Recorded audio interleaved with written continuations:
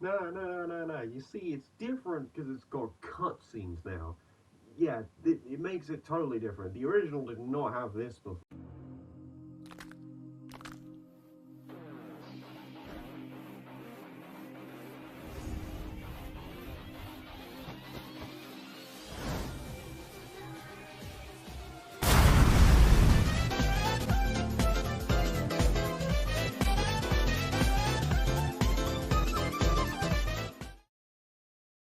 I think everyone's kind of got the idea of what's going on. There's a brand new Star Fox game coming out, and that brand new Star Fox game is Star Fox 64 in 4K? Question mark? I was trying to reference a joke, but then I forgot what like rendition this would be. I didn't really think of what Star Fox 2026 would technically be. Is it 4K or is it just HD?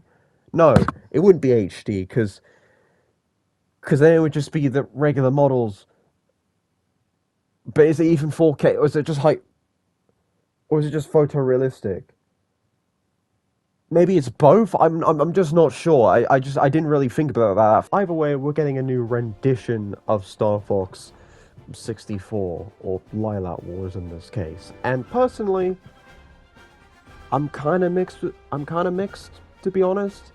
On one hand, it's like, but also on the other hand, if it succeeds, and it looks like it could succeed, since it's just Star Fox 64 again, but it's a remake and it's coming to the Switch too, and it's quite cheap, to be honest, not bad.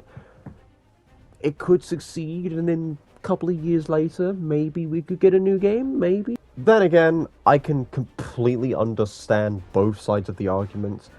One side is just excited for the remake, the other side, not so much, and just wants a brand new Star Fox game.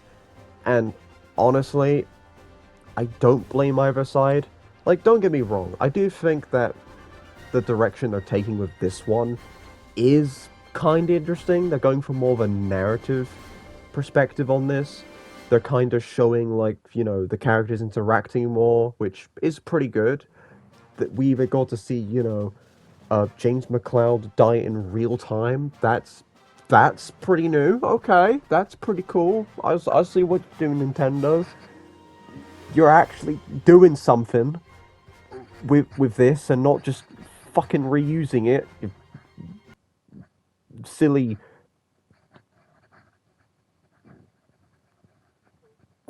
mouse. Before I do get into what I like, though, I just want to point out one thing from the online discourse, and that is the people that are straight up just being a bit of a dick about this. Like, mostly the people who are, calling the other side that don't like this idea ungrateful, the idea of the remake ungrateful, and also a lot of people being smart asses about this. Like, you know what? I get it.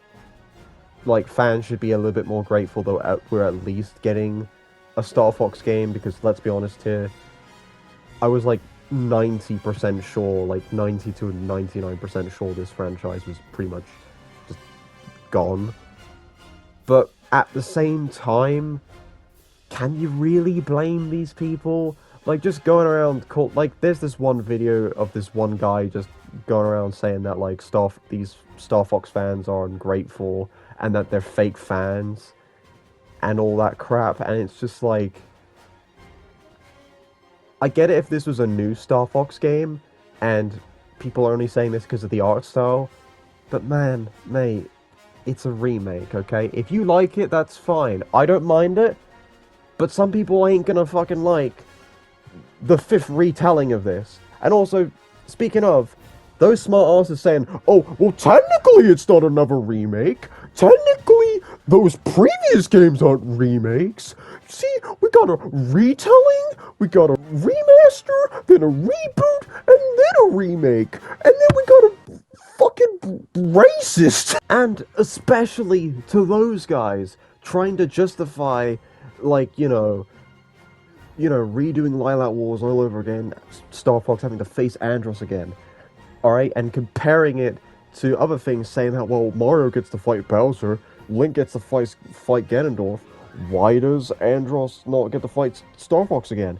And first off, let me say this. It's not that fans have a problem with Fox fighting Andros or Andros returning. It's the fact that people don't just want to do Lylat Wars all over again. They want a brand new story.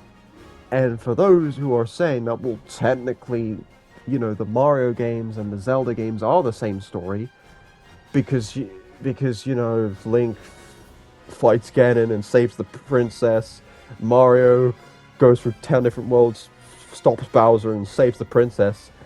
When you drag it down to the smallest details, sure, but there's a lot more to that.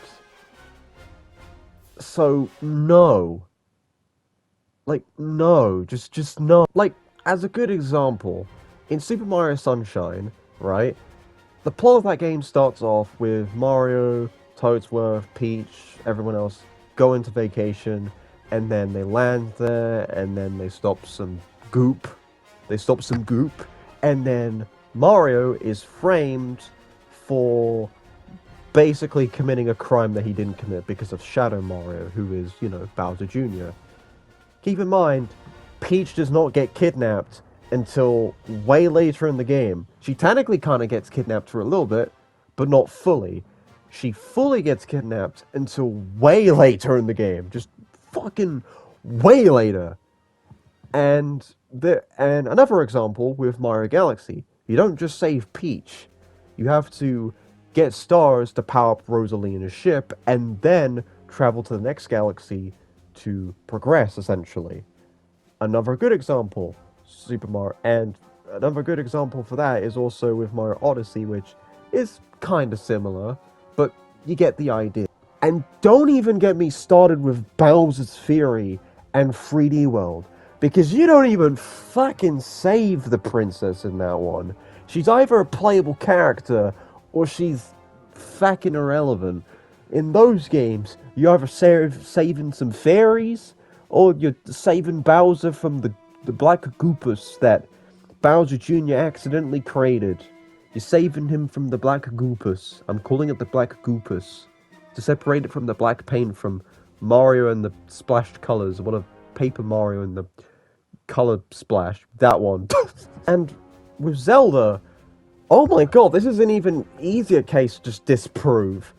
Because you don't even... Because in Majora's Mask, you don't save Zelda, and you don't fight Ganon. It's more about Majora's Mask.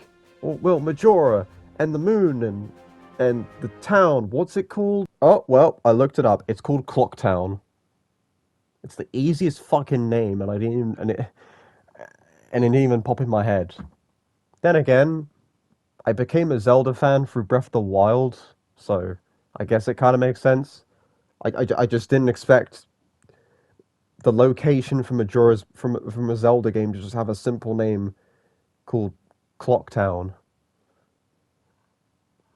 That would be like if a Pikmin area, instead of, the Awakening Woods, just being called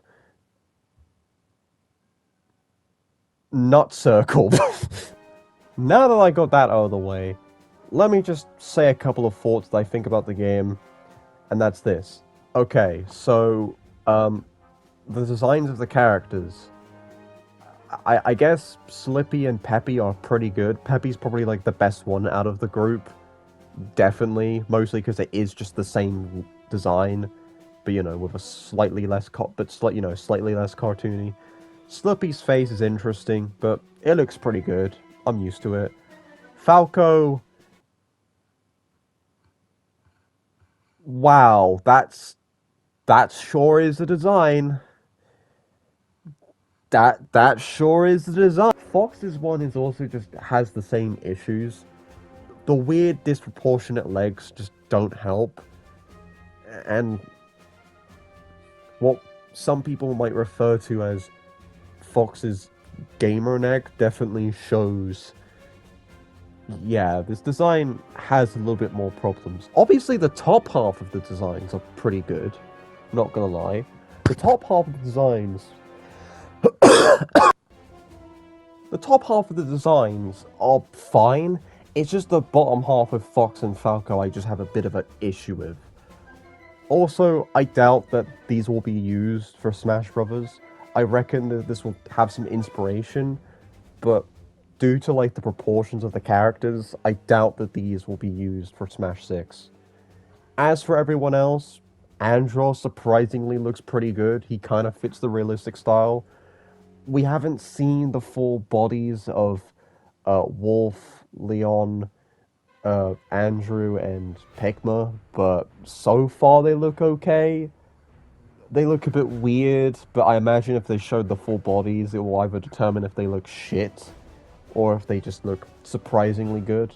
I think Pigma also surprisingly fits this realistic style, mostly because, you know, he does seem like a decent guy who just gave up just being a decent guy. There's also General Pepper and I guess Bill, who, mostly like before, looks genuinely the same. And then you got Cat Monroe's design, which looks fucking shit. Like, genuinely, how do you make that look shit? Like, I think everyone is all in agreement, that even the people who like this remake, that this redesign is just god-awful. Like, Fox and Falco's designs at least have some positive traits to it. This has none. And we've only seen the face of it. The face of it. Oh yeah, and I guess the vehicle designs, like the, you know, the R-Wing, the Landmaster, I don't know if that's been shown yet, and the Blue Marine look pretty cool. They look awesome. Oh yeah, and the OST is actually kind of cool, I guess. Although I feel like the Star Wars theme is a bit too quick. I feel like they should have gone with a more similar direction to what Assault or Zero did. I feel like Zero and Assault's version of the Star Wars theme is probably the best rendition so far. This one's just a bit way too fast for my taste. Although then again, the original one in 64 was fast paced, so I guess it fits. Overall, I'm kind of indifferent with this game. I'm still gonna buy it, but you know what? I do think this game does show some hope. Since this game is likely going to be the definitive version, and I hope it's the last version of Lylat Wars, like, come on, Nintendo, please. There's no definitive way you can do that. There's no other way you can rewrite this story. Either way, I'm just hoping we get a brand new game after this, if it sells well. Because if it does, then yeah, we could most likely see a Star Fox 2, a proper sequel to what might happen next. And if we end up getting a remake, then hopefully it's maybe the other games. Like, maybe we could get a Star Fox Assault remake. Maybe we could get, I don't know, a Star Fox Command remake. Actually, probably don't do that. That game is shit. Or fuck it. Maybe we could get, like, you know, a remake, a fucking combination of Star Fox 2 and Adventure, and then combine them into one to create some definitive version of Star Fox 2. I guess. That's a teaser for a video once Star Fox 26 comes out. Hell, maybe if this game is a one-time remake, maybe we could get a potential sequel to Assault that continues the story of the original Star Fox games. Or, even better, maybe we could get a prequel game following the original Star Fox team featuring James McCloud. You know, going back to one of their old original ideas. I mean, they did it with Metroid Dread, they can do it with this game. So yeah. Either way, they can go in any direction they want to with this series, if they put their minds to it. And I hope they fucking do, because I don't want to see another fucking remake of goddamn Lylat Wars. And I know the rest were remakes, but they might as well be, because they don't change the fucking story! Come to me, confess your love, at least to say, confess your love, at least to say, confess your love, So let's do